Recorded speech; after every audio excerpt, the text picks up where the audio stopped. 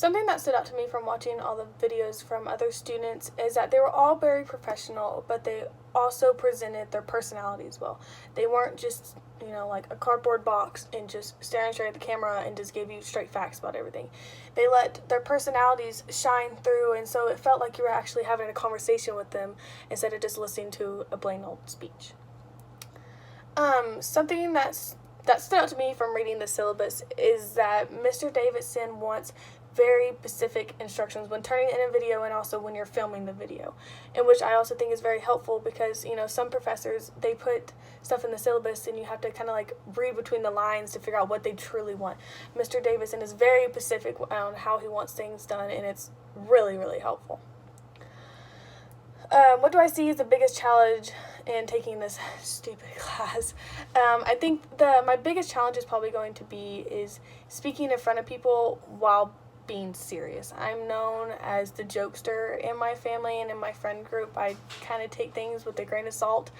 I always have a joke to say. I always have a smart comeback to say, and it's kind of a downfall when I'm actually trying to be professional and I'm still making jokes. So that's going to be my biggest challenge in this class, but I feel once I get more into the semester that I will learn a lot more. Something that I hate about watching speeches is that I tend to doze off and go into Chloe land, and I don't really take in the information that is being said to me.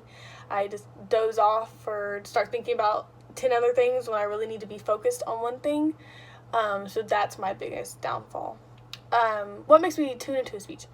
When I'm listening to a speech and someone's ecstatic about something that they're talking about, they are so passionate about the things that they're telling you and that they want you to listen, and they're grabbing your attention and they're asking questions, or they're making your mind move, so it makes you like intrigued into the speech. And it's not just a boring speech where it's just they're reading straight facts and just boring the heck out of you, and you're not really taking in the information. When someone's passionate about something, they want what they're saying to be heard and to be taken in. What do I expect to get out of this class? Something that I'm really hoping to get out of this class is to be more professional when I'm speaking in front of people, or even just having a conversation with somebody. To take what they're saying and actually take it in and have a correct response back without having a joke to say. Just be more professional when I'm presenting myself to somebody. What do I think my grade will be at the end of this semester? I'm setting high hopes for myself. I really am aiming to have an A in this class at the end of the semester, and also for my other classes. My hope is to have all A's this semester. The COVID crisis, how have I handled it, and hasn't impacted me at all? It did impact me just a little bit. I had a big family trip planned after graduating to go to New York City for 7 days and stay in Times Square with my mom and my aunt.